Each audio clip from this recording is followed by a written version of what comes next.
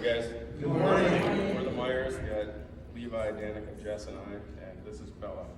She's the reason we're here today. So you'll have to bear with me. I'm pretty nervous, but excited at the same time to talk about God's goodness. Come on. All right. No change. I got some notes, or else we're gonna totally botch. All right. So we got Bella on Valentine's Day in 2010. And so we got her way before we had kids, and so she's been a big part of our lives. And then we got these two, and things kind of shifted a little bit, but to be expected. But she's been a great friend and companion to all of us, and we've really appreciated her. So in May of last year, 2020, she ended up hurting her one of her front elbows. And so we took her to the doctor, and she was really having a tough time with it, and they x-rayed it. And if you look at the x-rays, her left elbow is significantly bigger than the other one, and it looks like a piece of coral. It's supposed to be smooth or whatever, but it was real jagged. And so the doctor was like, this is not good. You know, he thought it was cancer, so he consulted with some other specialist, and they ruled out cancer, thank the Lord. And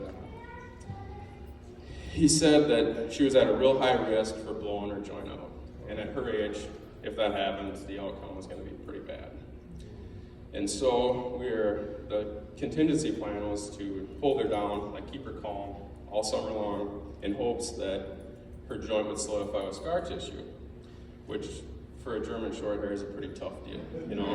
Right. And she's an active dog, likes to play fetch and swim and hunt, go for bike rides with these guys and whatnot.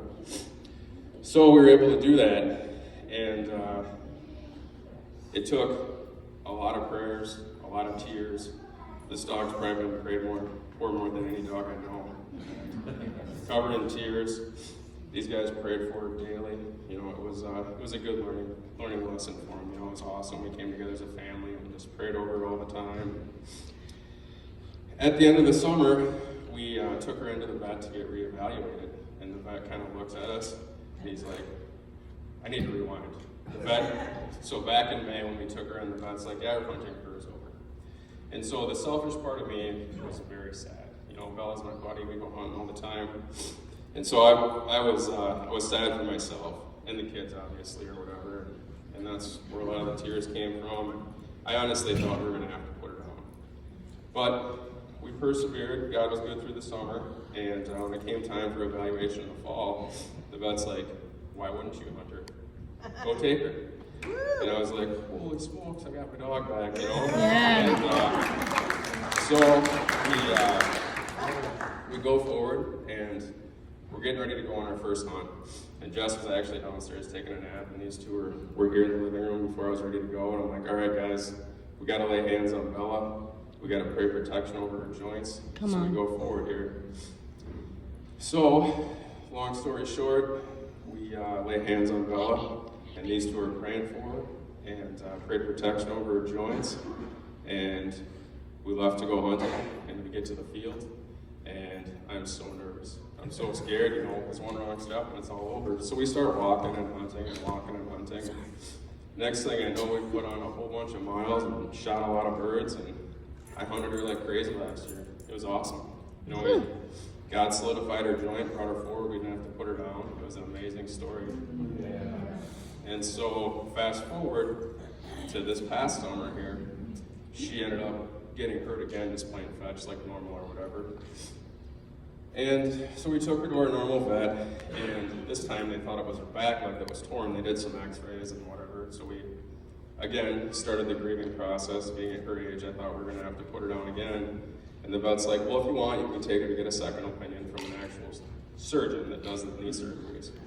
So we went and saw him, and he starts evaluating her and twisting our legs and whatnot.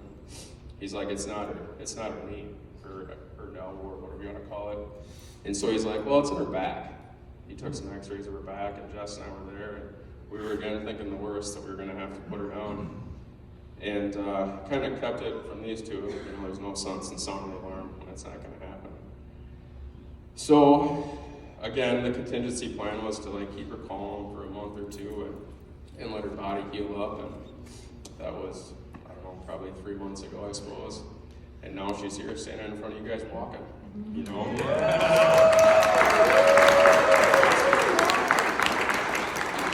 And I guess in thinking about it, you know, the biggest takeaway from this whole deal is these two got to witness the power of prayer and God's grace and mercy over it. You know, and I debated back and forth whether or not to share this story, because it's like, what's a dog? You know, there's people out there that need this healing. But at the end of it, you know what? God cares, and He hears what's at the bottom of our hearts. And these two got to see it, and somebody needed to hear it today, or we wouldn't have shared it.